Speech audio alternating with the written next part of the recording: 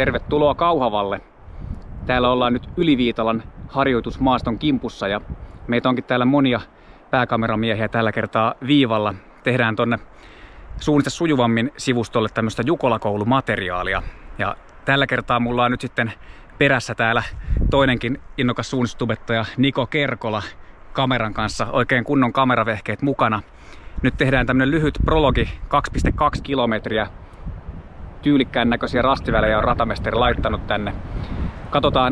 Katsotaan, että kuinka liput löytyy ja tarjotaan muutama maistiainen tuolla perässä juoksukameralla tähän, että sitten jos kiinnostaa, niin menkää katsomaan tuolta Suunnista sujuvammin -sivustolta niin Jukola-koulumateriaalia. Sieltä löytyy lisää tämmöistä ja itsekin siellä esiinnyn ja pummimatskuakin löytyy, eli nähdään siellä. Ja katsotaanpa vähän minkälainen rata on tiedossa, eli 8 rastia ja 2,2 kilometriä. Maasto, jonka halki menee myös tämmöinen pururata reitti. Varsin tyypillinen itse asiassa, mikä tullaan myös varsinaisessa Jukola-maastossa näkemään maaston länsireunalla. Tästä sännätään nyt sitten liikkeelle K-pisteeltä ja ykkösväliä kohden mennään. Mä suunnistan edellä ja Niko juoksee tommosen järeämmän kameran kanssa perässä ja tuun sitten yhdistelemään vähän paikkapaikoin aina sitä kuvaa tuolta takakamerasta. Ajattelen, että se on myös semmoinen suunnistuksellisesti ihan opettavaista materiaalia siinä mielessä, että siinä myös näkee, että millä tavalla mä nyt oikeastaan siellä itsekin pysähtelen ja luen karttaa tietyissä paikoissa. Se voi antaa myös ajatuksia sitten teillekin, varsinkin jos olette vähän suunnistuksen alkupuolella tai vähemmän harrastanut. Tästä näin nyt sitten oli heti aika epämiellyttävä alue tässä K-pisteen jälkeen. Mentiin tuommoista vähän peitteisempää aluetta läpi ja sitten lähdettiin nousemaan tänne kallioalueelle, mikä nyt onneksi osoittautuikin paljon paremmaksi. Tässä oli tullut juostua ennen tätä prologia käytiin juoksemassa toi pohjoinen lenkki tästä Yliviitalan harjoituksesta 3,7 kilometriä ja se löytyykin sitten sieltä Jukola-koulusta. Se on tehty sillä tavalla selostamalla, että mä oon siellä livenä sitten kommentoinut sitä. Tästä hienosti nyt onnistuin löytämään hyvän väylän rastia kohden ja jos tarkkoja ollaan, niin nyt itse asiassa nähdään rastilippu hyvin pian. Tuolla edessä näkyykin tuommoinen pikkuinen rastilippu kiven vieressä. Eli ykkösrastille tästä napataan vähän tätä takakamerakuvaa tähän välille ja käydään rastilla ja sitten ei muuta kuin kohti kakkosrastia. Nähdään hyvin, että aika intensiivinen kartanluku tapahtuu. Mulla oli ehkä lähtösuunta tuossa suurin piirtein katottuna ja lähdin sitten kirmaamaan kakkosrastia kohden ja mielikuva oli se, että tuon vihreän alueen läpi pitäisi tuosta jollain tavalla mennä ja tuli innokkaasti juostua tässä alussa. Sitten mennään tänne ehkä vähän jo vihertävää aluetta kohden, eli tuossa on aika tommosia peitteisiä nuo ojanotkelmat. Tullaan kohta näkemään, kun mennään sinne ojanotkelmaan.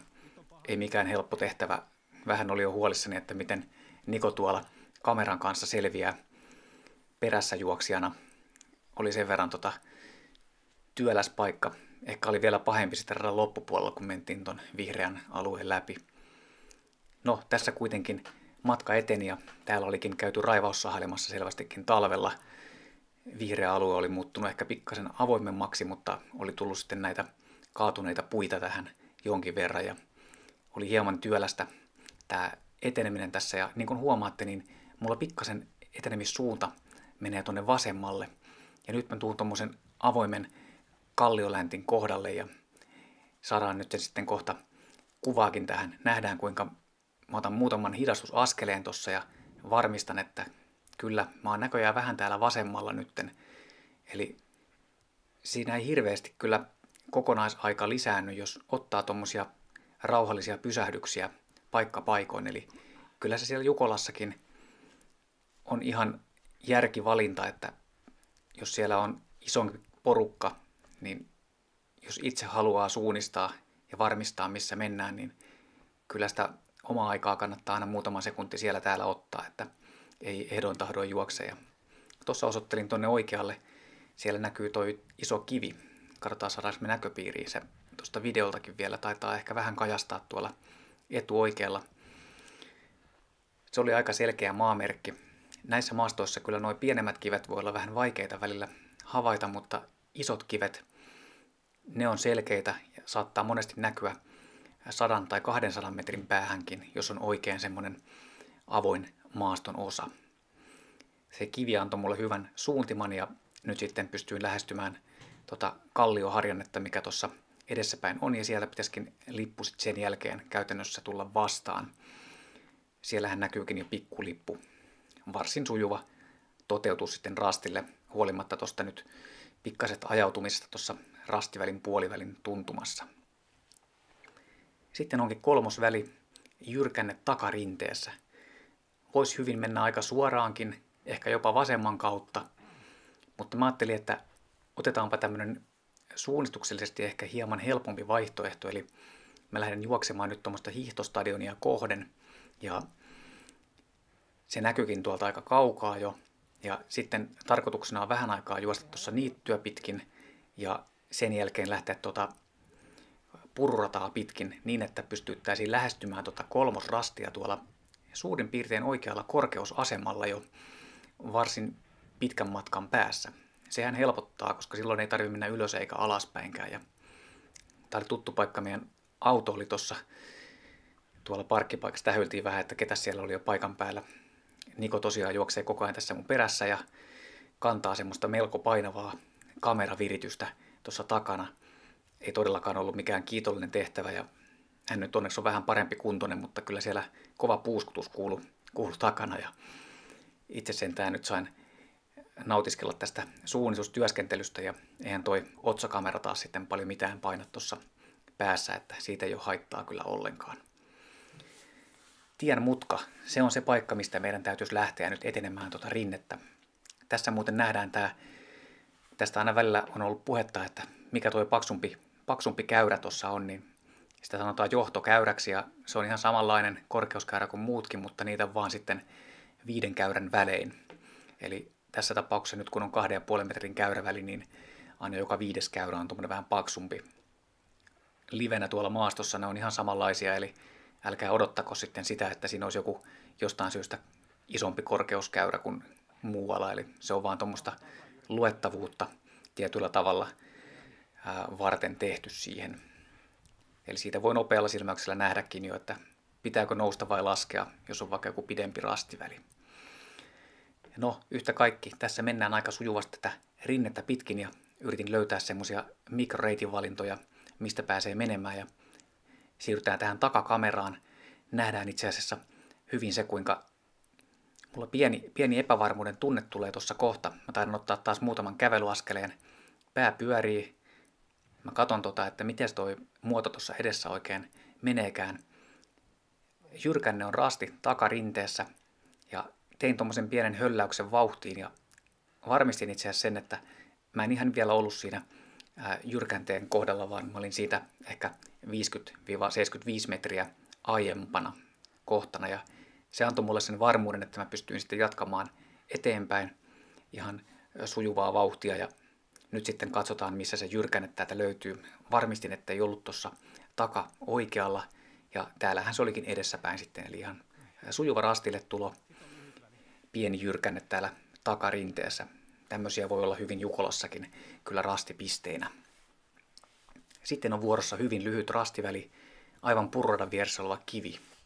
Voisi ajatella, että se on todella helppo rastipisteenä, mutta itse asiassa me tullaan näkemään se, että vaikka se rastipiste ei ollut mikään kauhean vaikea, niin siinä oli yllättävän huonokulkuisia kohtia juuri ennen rastilipulle tuloa ja se teki siitä sellaisen vähän mutkittelevan rastille tulosta. Jos olisi mennyt pikkasen tuolta vasemmalta, tuolta karttapalan takaa näkyy toi kalliokukkula, olisi ehkä kannattanut nousta ihan suosiolla sinne. Mä lähdin hivuttautumaan tässä hieman rinteen suuntaisesti ja tässä oli jotain kaatunutta puuta kohta tuossa edessä. Siinä on tuommoinen kaatunut kuusi. Oli tämän yhden kiven päälle kaatunut ja täältä joutui vähän niin kuin, ei nyt ehkä ihan ryömimään, mutta melkein piti oikein kumarella, että pääsi sieltä tähän rastille tulemaan. Näin päästiin sitten siihen 4. rastille ja sitten onkin 5. rasti vuorossa.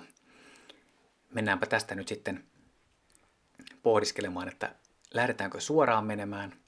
Kyllähän Jukolassa monet huippujoukkueet menisivät tuosta suoraan, mutta itse ajattelin, että tässä tapauksessa varsin hyvä vaihtoehto on myöskin kulkea täältä purrataa pitkin, hieman tuolta vasemmalta kaartaen.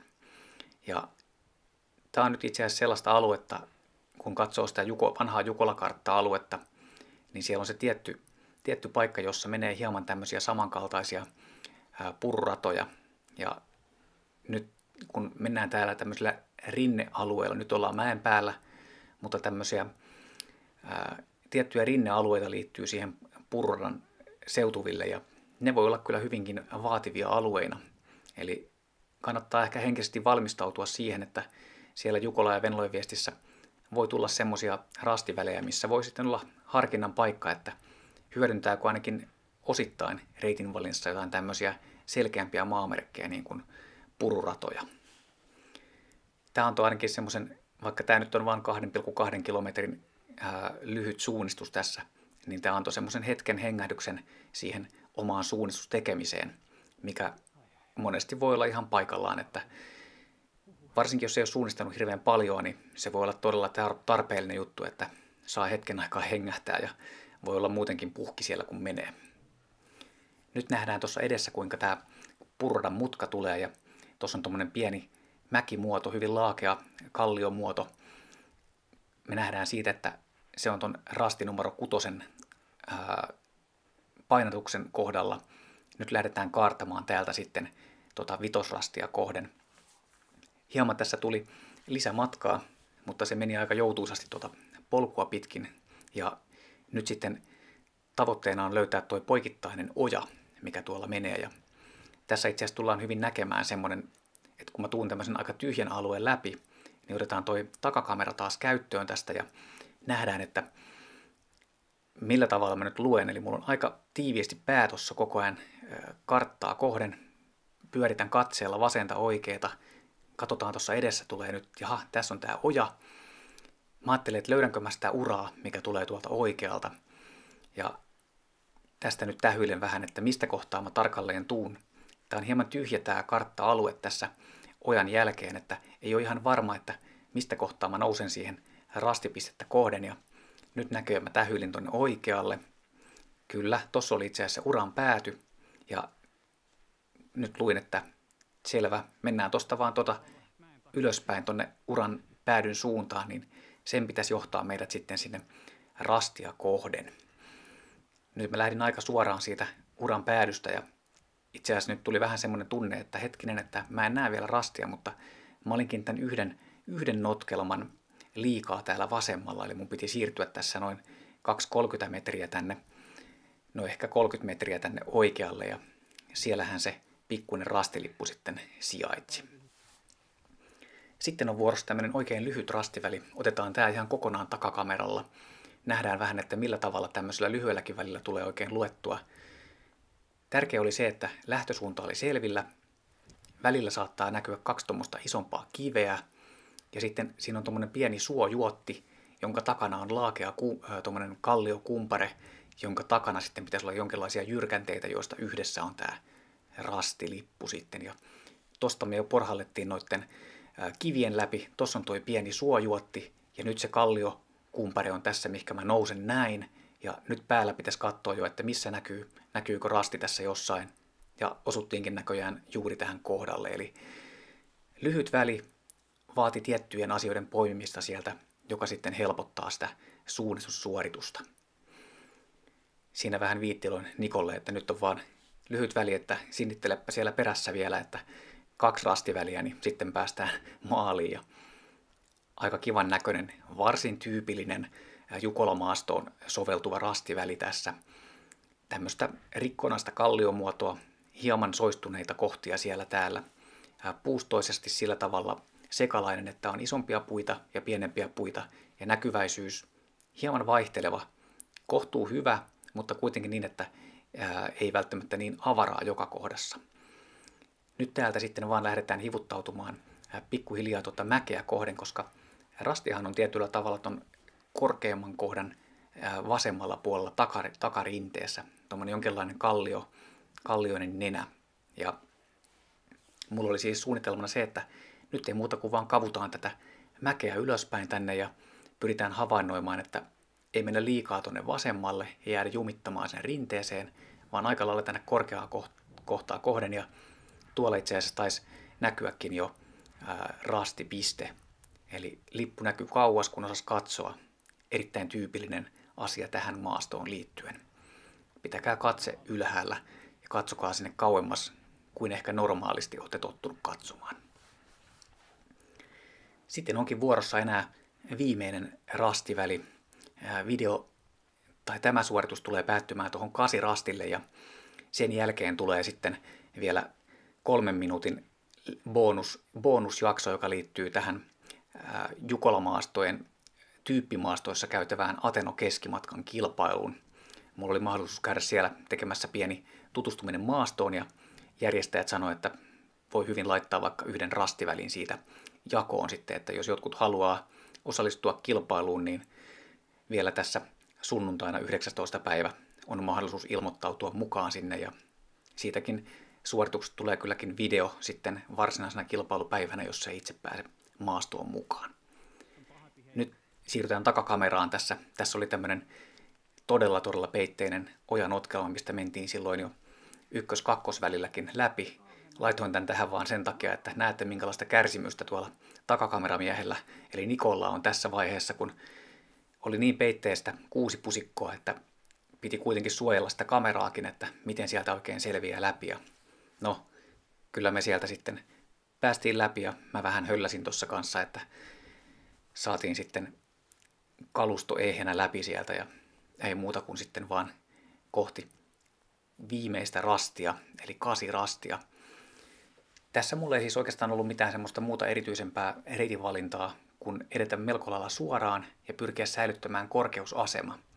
Tässähän nähdään, jos me katsotaan tätä rastiväliä, niin rinne laskee tuonne vasemmalle puolelle. Aika loivasti, mutta laskee kuitenkin. Ja siinä olisi semmoinen riski, että sinne voisi ajautua liikaa tuonne vasemmalle. Sitten siellä tulee vähäinen rasti ja myös tämmöinen poikittainen kuviorajamuoto. Ne on näissä maastoissa varsin hyviä maamerkkejä. Jos näkee kuviorajan, se voi näkyä hyvinkin kaukaa, ja se antaa semmoisen kohteen, että siihen pystyy peilaamaan, vaikka ei itse joutuisi juoksemaankaan sinne ihan kuviorajan lähelle asti. Ja tietysti tuo rastihan sijaitsee tuommoisen ulkoilutien tai pururadan vieressä, eli siinä määrin ei pitäisi olla mikään kauhean vaikea lopulta sitten rastille löytää, kunhan vaan näkee sen pururadan, mutta mieluummin aina minimoi sen matkan ja pyrkii tulemaan aika suoraviivaisesti. Ja tuolla edessä näkyy vähän tuommoista isompaa metsikköä. Mä ajattelinkin jo, että siellä on varmaan suurin piirtein se alue, missä se pururatakin menee sitten.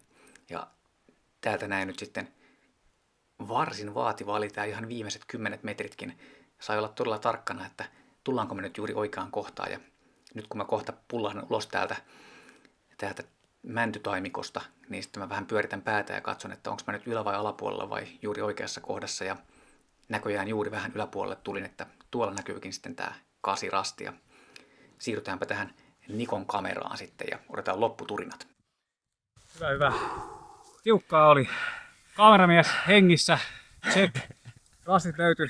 Kohtuu hyvin. Aika vaativaa oli kyllä, että kyllä se aikaa meni vähän enemmän kuin mä ajattelin. Mä ajattelin, että 15 olisi mennyt, mutta taisi mennä vähän yli, että on tiukkaa suunnistusta, että kyllä se Jukola tulee nautiskelemaan jokaisen suunnistajan mieltä kyllä tässä tällä maastolla, että tämä on varmaan ihan samanlaista monin paikoin. Niin ei muuta kuin menkää hei tonne Sujuvoimin sivustolle ja klikatkaa sieltä Jukola koulu, niin siellä pääsee lisää nautiskelemaan näistä samoista maastoista muidenkin suunnistajien kanssa, että toivon mukaan saadaan itse kultakin sitten siellä tsempattua sinne Jukolaan hyviä juoksuja. Niin nähdään siellä. Moro! Tervehdys! Tehdään vielä tähän Yli-Viitalan prologin päätteeksi tämmöinen pieni promoaminen Ateno-keskimatkasta, joka on harvinaisen hyvä tyyppimaasto myös Jukolaa varten. Kävin siellä tekemässä pienen koejuoksun ja tämä sijaitsee ihan tuossa Jukolamaaston pohjoispuolella.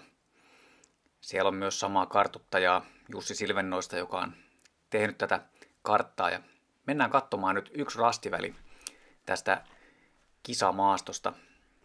Eli ollaan tuolla varsin kivan näköisellä avokallioalueella, jota lähdetään etenemään täällä. Tämä on varsin tyypillinen maaston osa, missä täällä kierrellään sitten tässä Ateno-keskimatkan kilpailussa. Ja mä pääsin tosiaan koejuoksemaan sinne ja tein siitä nyt tämmöisen koko pitkän videon sitten varsinaisena kisapäivänä. Laitan sen silloin julkaisuun.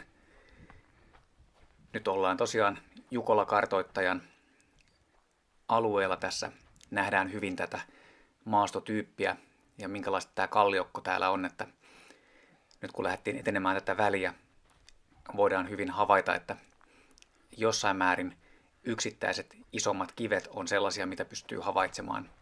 Mutta ennen kaikkea noi avokallioalueet, eli tuossa edessä näkyy yksi tuommoinen isompi kivi, hyvin selkeitä maamerkkejä, jos tietää mitä odottaa. Ja sitten toisaalta nuo avokallioalueet. Vaikka maaston muodot on aika laakeita, se tarkoittaa sitä, että silloin täytyy pitää katse ylös suunnattuna. Muuten käy niin, että läheltä ei välttämättä löydy kohteita, jotka olisi aivan selkeitä.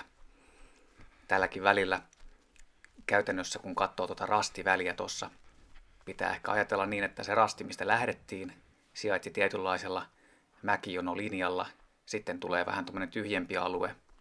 Ja sitten tulee taas uusi avokalliomäkialue, joka antaa tietynlaisen sisäänheiton sitten tonne varsinaiselle rastipisteelle, joka sijaitsee vähän siellä mäkialueen takana, tuommoisen soistuneemman alueen lähellä. Jukolassa ne vaativat avokalliomäkialueet, jotka on varsin laakeapiirteisiä, on hyvin samankaltaisia kulkukelpoisuudeltaan ja myöskin sitten kivikkokuvauksen osalta. Täältä näin kivasti lähestytään rastia kohden ja ennen kaikkea tuossa nyt näkyy nuo kivet, pääkin pyörähti sillä tavalla, että pystyin siitä lukemaan ton kivikohdan ja päättelin, että kohta syöksytään rastille, niin ei muuta kuin ilmoittautukaa kisaan mukaan tai katsokaa tämä video sitten kisan jälkeen, niin tsemppiä Jukolaan.